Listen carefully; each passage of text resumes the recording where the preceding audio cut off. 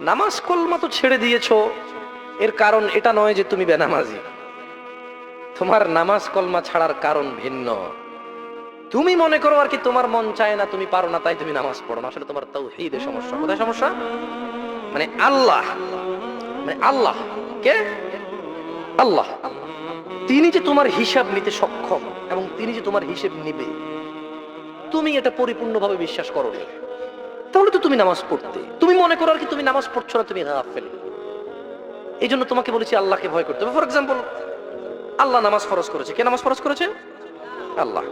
মুয়াজ্জিন আজান দেয়, তুমি নামাজ পড়ো না। তুমি মনে করো তোমার দান সাদাকা তোমাকে উদ্ধার করবে? তোমাকে ভুল শিখিয়েছে।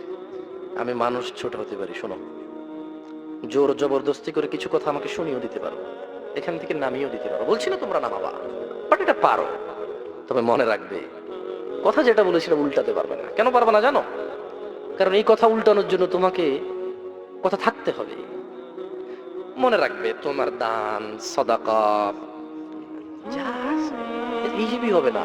তুমি কি মনে করো হিন্দু লোককে আল্লাহ প্রশ্ন করবে কিয়ামতে, এ হিন্দু, এতগুলা বুতকে পূজা করছিস, ঠিক আছে বল নামাজ কেন পড়িসনি?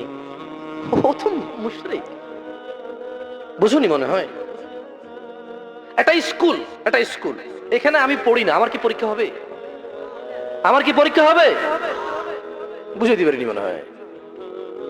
তো যে মুশরিক, তার নামাজ রোজা হজ যাকাতের হিসাব কিসের হিসাব? সে তো অলরেডি এমন অপরাধী যা ক্ষমাযোগ্য নয়। যা কি নয়? ক্ষমাযোগ্য নয়।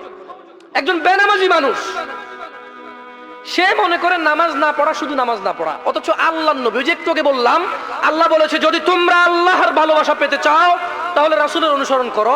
রাসূল বলছে যে নিশ্চয়ই কাফের এবং মুশরিকের মধ্যে আর আমাদের মধ্যে পার্থক্য হচ্ছে নামাজ। তুমি তো গুরুত্ব, তুমি মনে করো নামাজ না পড়া, নামাজ না পড়া। ওই যে তুমি খুঁজে পাও না মুসলমান কিভাবে শিরিক করে, এই যে নামাজ না ছাড়লে শিরিক হয়। দেখো, আমি অনুবাদক, এখানে যারা বুখারী পড়ায়, মুসলিম পড়ায়, তিরমিজি পড়ায়, হাদিস তারা পেয়েছে না। হানাফি, শাফি, মালিকি, হাম্বলি, তিরমিজি, আবু দাউদ নাম দিয়ে তুমি পরিবর্তন করে গোপন করতে পারো, কিন্তু আছে।